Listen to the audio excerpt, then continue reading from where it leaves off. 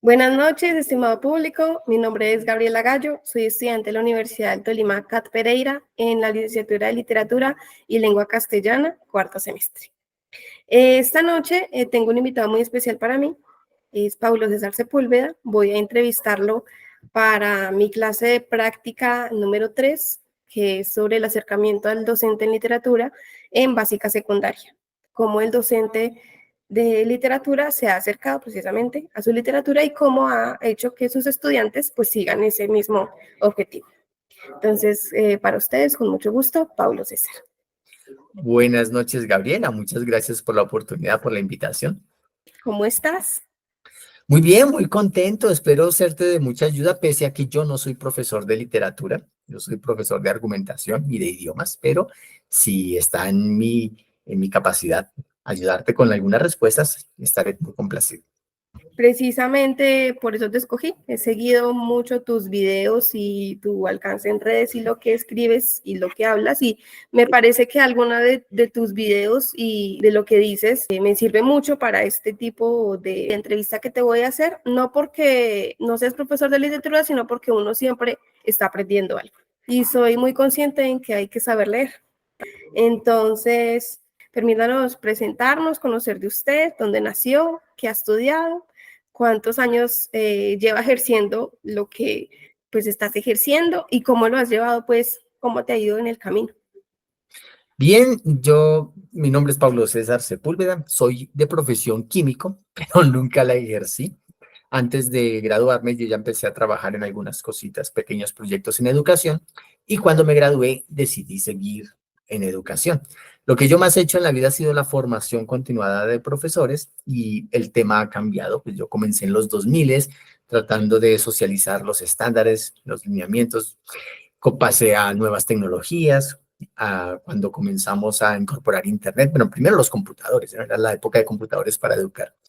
Internet, Web 2.0, y más recientemente, después de pandemia, pues estuve retomando el tema de argumentación, un tema que yo trabajé al comienzo en los 2000 cuando cambió el sistema de evaluación y de planeación en las escuelas, y había que empezar a enseñar competencias argumentativas porque el examen de estado iba a empezar a evaluarlas. Entonces fue mi primer acercamiento con la argumentación, pero a raíz de pandemia también dije, voy a organizar un curso de argumentación que pueda ofrecer al público que me seguía, que me hacía constantes preguntas, y que yo veía que había como una necesidad de entregar una respuesta un poco más estructurada a la que uno da cuando responde un trino, ¿sí? Es decir, ¿qué falacia hay aquí o qué error de argumentación puede haber acá? Entonces, desde hace 4 años estoy permanentemente como profesor de argumentación, pensamiento crítico, vicios de argumentación y análisis crítico del discurso. Y a eso me he dedicado los últimos 4 años con mi otra actividad, que es la de ser profesor de idiomas. Ok, Ujú. perfecto. Digamos que desde niños tenemos recuerdos que quedan guardados en nuestra memoria. En este Ujú. caso nos referimos a los relatos o cuentos que alguien nos narró o nos leyó, ¿cierto? ¿Cómo Ujú. recuerda usted su acercamiento inicial a la lectura y qué experiencias definieron su iniciación a ella? Bueno, yo toda la vida he sido un lector muy voraz. Prácticamente yo leía todo lo que se aparecía en mi camino, pero en un comienzo yo no leía literatura. A mí me gustaba leer enciclopedia, ¿sí? Entonces, mi libro favorito durante muchos años fue el Almanaque Mundial, para leer acerca de la historia de los países, de la geografía, de datos. Leía mucho el Atlas, leía mucho una enciclopedia, un diccionario que había allí. Entonces, esas ganas de leer y de estar en contacto con libros siempre fue como ese tipo de libro académico, libro enciclopedia, y con el fin de aprender, no tanto de entretenerme como con la literatura. De hecho, yo recuerdo que en bachillerato no me gustaban los libros que por currículo teníamos que leer, y había libros que con el tiempo los leí. Yo dije, ve, esto me lo dejaron en el bachillerato, lo voy a leer ahora, y en su momento sí me gustaron. Pero en bachillerato yo era como muy reacio a leer. Para mí leer siempre fue una actividad de placer, ¿sí? Mm. Entonces, si yo veía que me la imponían, pues ya había un rechazo allí. Fue ya después en la universidad que conocí bibliotecas del tamaño de mi universidad y que conocí gente que leía mucho y recomendaba libros, pues que exploré y sí me volví un lector principalmente de narrativa. Sí, yo tampoco me siento muy buen lector de poesía, por ejemplo. ¿Sí? Ujú. Como que no supiera apreciar, pero me volví un buen lector de narrativa y claro, coleccioné una larga lista de títulos leídos. Qué chévere. Que la academia nos hace, pues nos abre mucho la mente y nos muestra ese gran mundo que hay detrás de un libro, ¿cierto? Pues Claro, en todo. y fíjate, para ponerte un ejemplo, con un libro que me pusieron a leer en bachillerato, lo rechacé porque no quería hacer tarea. Para mí Ujú. leer ese libro era tarea y yo no quería hacer La tarea. tarea. Pero con el tiempo lo leí mucho, lo leí con mucho placer y es uno de mis favoritos, es La Vorágine. Pero cuando lo leí, yo tenía que leerlo con un atlas, fui al Agustín Codazzi a pedirme un mapa, una escala con mucho más detalle, para poder seguir el recorrido de Arturo Ok. Cova, ¿cierto? Entonces, y eso lo seguí haciendo, lo sigo haciendo ahora con Wikipedia. Si estoy leyendo un contenido y sale una referencia geográfica, tengo que ir a buscarla. Y, Ajá, y entonces eso me abrió como la posibilidad de disfrutar la literatura claro. con el otro tipo de contenidos que a mí me gustaba leer, que son los enciclopédicos. Claro, porque te permite estar dentro del contexto del que habla el libro, exactamente. Eso hace que sea Ujú. mucho más llamativo lo que se está leyendo. Claro, sí, tienes toda la razón. Para, pues en este caso, un profesor de literatura o una persona, la lectura personal de obras literarias hace parte como una colección de libros favoritos. Ujú, Con relación, pues ya nos contaste que tu libro favorito en ese, era El Atlas, ¿cierto? Pero con ujú. relación a la literatura en tu vida, ¿tienes algún libro favorito que quisieras compartirnos? ¿Cuál sería la experiencia más significativa para ti que te generó ese libro? O sea, que, Claro, sí, la respuesta a cuál es mi libro favorito no ha cambiado en casi 30 años. Sí, ok. mi libro favorito es El Otoño del Patriarca. Me lo he leído 7 veces. Una vez me lo leí de una sentada. Y ese libro es mi favorito porque yo no podía creer que eso que estuviera leyendo fuera posible de haberse escrito así. Ese libro es un experimento. Gao dice que él quería hacer algo completamente diferente a Cien Años de Soledad porque la gente venía esperando como la segunda parte de Cien Años de Soledad. Y él dijo, tengo que desmarcarme por completo. Y sacó un libro en el que es muy difícil para el lector. El lector está perdido porque el cuento a veces está narrado en presente, de inmediato pasa al pasado, sin Ujú, haber una transición. Está hablando en primera persona el general y a veces pasa a otro personaje sin que haya un guión, sin que haya un punto. Es un laberinto, es un delirio completo. Y cuando yo lo leí, yo dije, uy, si yo tuviera la fortuna de escribir, me gustaría escribir así. Y entonces la segunda, tercera, cuarta, quinta vez que lo leí era tratando de identificar bien cuál es el truco acá, porque el libro comienza con que llegan los gallinazos como indicando que el patriarca murió. ujú. Y de un momento a otro está contando una historia del pasado y yo decía, esperen, ¿qué pasó acá? ¿A qué horas me toca devolverme 2 páginas a ver tratando de Devolverse, encontrar ujú. dónde fue que hubo la transición del presente al pasado? Y a veces yo decía, esto está borroso, esto es muy difícil. Entonces me sentí por completo a merced del autor, como quien dice, manipúleme, haga lo que quiera, pero cuénteme la historia. Fue una experiencia que como lector me generó mucho placer. De hecho, si lo repetí varias veces en mi vida, es porque en ese momento quería volver a pasar por ese placer en lugar de explorar un libro nuevo, por ejemplo. Entonces, El Otoño del Patriarca es mi libro favorito. Claro, hay otra serie de libros, otros títulos, otros estilos que en algún momento de mi vida me han significado mucho, pero pues el favorito solo es uno. Claro, sí, siempre va a haber el que mueve sentimientos y aunque uno lo lea una y otra vez o lo mire una y otra vez, va a encontrar cosas nuevas que tal vez antes no lo habías visto. Esta pregunta que sigue es más como desde tu experiencia profesional en la parte académica. Nos contabas que en algún momento trabajaste en algunas instituciones, pero desde la parte de lenguas, ¿cierto? De extranjero.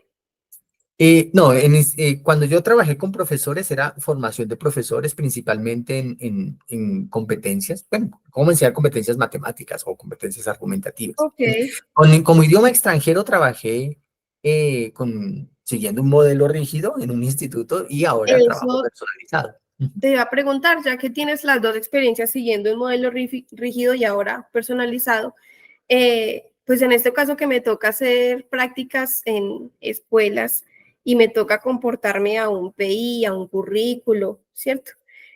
¿Cómo diferencias o cuál crees que es la mejor forma para poder dar una enseñanza o un aprendizaje de tu área de tal forma que se pueda adaptar tanto a la manera curricular o del PI que hay que seguir un programa y de tal forma que tú lo puedas hacer personalizado, que tú mismo sigas cuáles son las clases o las materias o las didácticas que vas a usar. Mira, yo tengo un podcast en inglés que me gusta mucho, es un tipo muy brillante que habla también de educación. Y él tiene un lema que es, no enseñes un plan, enseña a tus estudiantes. ¿Sí? Okay. Y es que muchas veces yo estuve trabajando en instituciones en las que importa tanto cumplir con el plan que se sacrifica que los estudiantes aprendan. Uh-huh. Entonces, a veces, yo tengo un pequeño plan para mis cursos de argumentación. Sí, yo digo, listo, en la sesión 6 va a ser dialéctica y en la sesión 7 va a ser validación de argumentos, por ejemplo.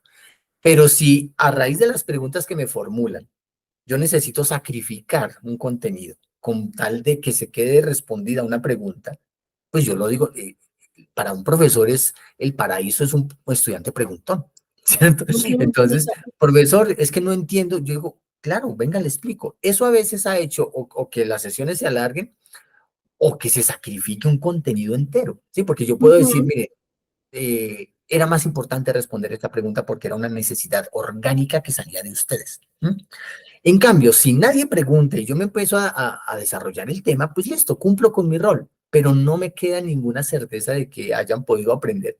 Yo necesito que me pregunten, que se equivoquen también. En los idiomas es muy importante equivocarse para saber qué es lo que yo voy a enseñar. En cierta ocasión, en una entrevista de trabajo me hicieron esa pregunta y yo dije, yo sacrificaría el plan con tal de que lo que se ha enseñado se enseñe bien. Es decir, si mi objetivo es que aprendan 10 temas y eso está en el plan, yo prefiero que aprendan 5 muy bien a desarrollar el plan sin tener certeza si se aprendió o no. No es un secreto que mucha gente ve materias, no siempre la misma, pero materias como química, como matemática, como los propios idiomas, que la gente dice, yo pasé por 4 horas semanales durante 40 semanas, o sea, 160 horas de química y no me quedó nada. Entonces, es como el empujar un árbol. Y si al final el árbol no se va a mover, no habría habido necesidad de hacer todo ese esfuerzo. Entonces, enseñando también idiomas, yo le digo a mi estudiante, mire, ¿cuál es su meta? ¿Sí? Y a partir de la meta, vamos a proyectar la planeación, la secuencia, incluso evaluación si puede haber. ¿Mm? Eso lo aprendí con la Fundación Alberto Merani, con quienes tuve la oportunidad de trabajar casi 10 años en esos temas de didáctica.